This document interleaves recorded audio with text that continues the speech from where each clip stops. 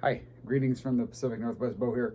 Gonna do a little video on live albums, but first, speaking of live, gonna get this video in quick. I would be bad at being a weather person. There we go. Alberta Oilers, as it says in the old WHA pennant, the Edmonton Oilers. Game 7 tonight. Can the Oilers come all the way back? Florida Panthers. I'm a Seattle Kraken fan, but I do like Edmonton. I was more of a tacit hockey fan before Seattle actually got a team. But when I was paying the little bit I paid attention to hockey back in the 80s was all because of Gretzky. I'm terrible at this. Hey, look, there's a thing. There's a thing up there. So here's a little thing in front of Mr. Hull, Mr. Bobby Hull, the Winnipeg Jets. Anywho, so I'm gonna try to get this video in real quick. I was talking with my good friend, the Vinyl Guru. We were talking about live records, and she brought up a good point that generally they're not considered highly collectible. The only people that buy them are people that are trying to be completists. They want to complete a catalog of a certain artist. I don't necessarily disagree with that. I will say, though, that I don't think that all live albums are created the same. Some are better than others. And some I used to have, for example, that you won't see, like the Stones got Live If You Want It, which probably wasn't recorded live, and then the Doors Live. I don't have that anymore either. Those are gone. So I didn't grab all the live albums. I just grabbed a few, just some different stuff. We'll start with one of the ones that's not all that great. This is Denny McLain. It's got something written. It says rare, but that's not. It just says out the organ. This was recorded. This is recorded live at a lounge, I think, in like a Holiday Inn kind of thing. Denny McLain's the last guy to win 30. His story is interesting. He's the last guy to win 30 games in the major leagues. He got in a lot of trouble, did time in federal prison for racketeering and stuff like that. But there's footage you can find on YouTube from 1968 of him playing organ, and Bob Gibson was an accomplished guitar player, and they're playing guitar together. And the interesting thing about that is the Tigers and Cardinals played in the '68 World Series. So, lounge music, lounge jazz, good stuff. I enjoy it. I like that kind of stuff. So there's that one. This is one I picked up recently. This is Sex Machine by James Brown. It's live recordings, but it's not an actual. I don't believe this is actually from one concert. When you listen to this stuff, it's more like from different. I mean, it's like a song was recorded at a different venue because there's a lot of house announcers introducing the group. James Brown is an act that my dad saw live, and I was talking to him about James Brown once, and he said it's really James Brown on vinyl is not the same as seeing him in person. It's a whole production. It's a whole show. I mean, it's better to have seen him actually live.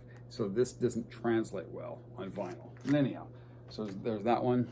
Here's another group. Both my parents actually saw this because this group actually used to play high school dances back in the day. And my dad went to a high school place called Snohomish. My mom went to high school in Monsanto, and the Wailers played both. This is them live at the Spanish Castle. Jimi Hendrix wrote a song about this place called Spanish Castle Magic. Best song on here is I always forget the name of it. Let's see, I Idolize You. Had a 14-year-old girl was guest sang on this. What was her name? Got to get my glasses. Sorry, I think it was Gail Roberts.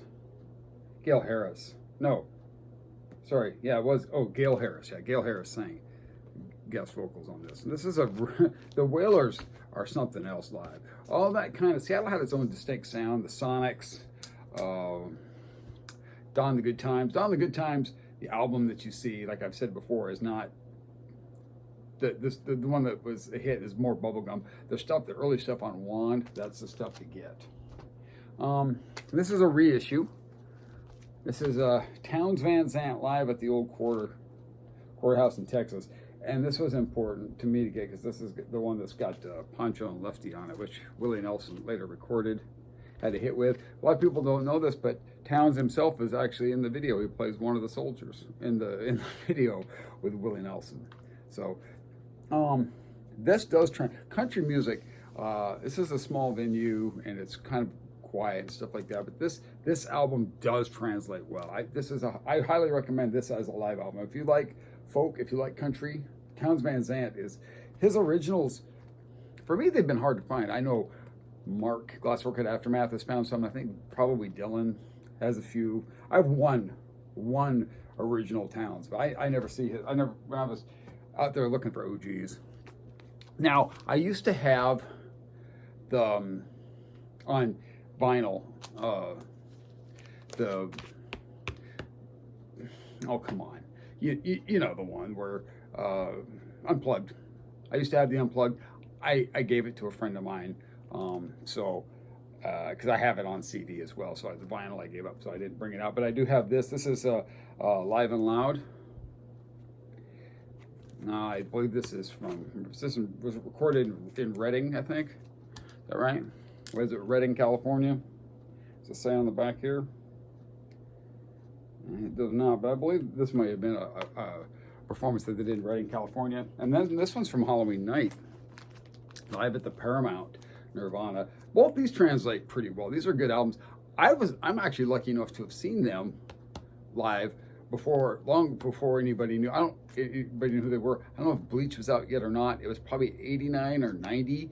There used to be this little crappy little teen club, Surf something, Colony something. It was downtown Olympia. And what they used to be able to do, there was a problem with kids cruising cars, so they'd let you take 2 laps around downtown, and then they start pulling cars over and writing tickets. So used to do a couple laps, then we'd go over to the teen club, see what was going on. I was home on leave. I think it was, I'm pretty sure I was home on leave. I was in the Army. My friend Jack was in the Marines. He was home on leave, so we got together and we went just to, see what was going on. So we went to the club to see if there were, any girls around. And of course, there weren't. There was only about 20 people in there, and this band was playing. They were super loud, and neither one of us were that impressed. We're like, oh, okay, whatever. And then a year or two later, when Nevermind breaks, I called him up. I'm like, dude, I think that was those guys. He goes, yeah, I think it was too. But anyhow, Nirvana. And I did become a fan. But that night then, I was, like I said, we were just home on leave and we were just looking to find girls to talk to. This is an interesting one. This is the Seeds, Raw and Live. The Seeds are really good, but this album is definitely not live. This is more one of those ones where they just overdubbed crowd noise. The Seeds are a pretty fantastic group, though. I like it. This is a gift from the Vinyl Guru. This is Sam Cooke live at the Harlem Square Club, and this is awesome. This is one of my absolute favorite records of all time. Sam really, it really comes through on the vinyl. It's almost like you're there live with him. Outstanding. Bill Withers live at Carnegie Hall. Bill Withers, another one. This is for a live record. This almost sounds like, it's almost like it's a studio recording, I'm telling you. I like this one. A couple more, a few more, 3 more looks like, maybe 4.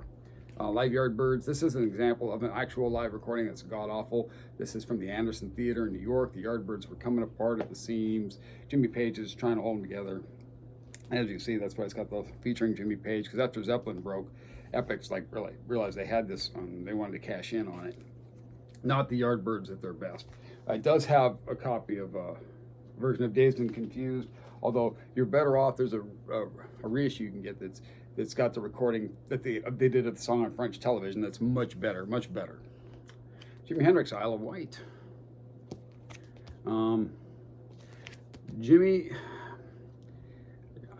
Jimmy's live albums, this one's not as good as, say, the next one, which was the Bandit Gypsies. This is my favorite. This is the last one before, unfortunately, Jimmy passed away. And it's funny because it's a later pressing jacket, but it's the original green label. I think the green was the original. So obviously somebody married a jacket and an album together. Jimmy live, better to have experienced him live than on vinyl, of course. If you're gonna buy the albums, that's one thing. With Jimmy, it just doesn't translate. He's not able to play because of the stuff that they would do in the studio. There was so much of his catalog they couldn't even play live because there was just no way to do it. So, and anyhow, last one. This is The Great Society with Grace Slick, and here was another case of this on Columbia trying to cash in. She'd have gone to Jefferson Airplane. In fact, White Rabbit and Somebody to Love are songs that she did with these guys. This is in front of a half-interested crowd, but it's a really nice timepiece of, it's the only album you can get of The Great Society, is this one, and you see how she's kind of featured on the front. They're just trying to cash in because she'd gone to Jefferson Airplane and was off and running at that point. But anyhow, so those are a few examples of some kind of cool live albums. And I will leave you with Go Oilers Go. One of these days, you know, I know this is a vinyl channel, but maybe since people notice the hockey wall, I try to change it up because there's pennants and posters all over back here. So I try to rotate them so you see some kind of different stuff. The only hockey posters I have, though, are Gordie Howe, Bobby Hull, and then I've got this whole set. These are WHA posters. I love the old World Hockey Association. So, you know, maybe I'll show some of my cards too. I have more than just hockey. I have baseball, football, basketball, and same with pennants and posters. A few music ones. I got a Jimi Hendrix. Speaking of Jimi Hendrix, I got Jimi Hendrix from Woodstock. Having a hard time remembering things. I'm becoming an old man. Got all the gray in my hair. At least I have a little bit of hair left. Getting bald right. Look at the receding hairline here. Bald here, but that's all right. Who cares? It is what it is. I'll get that Jimmy. It's huge though. It's massive. Got it from Matt Sands. Anyhow, all right. I've wasted enough of your time. Hockey time. Go Oilers, go.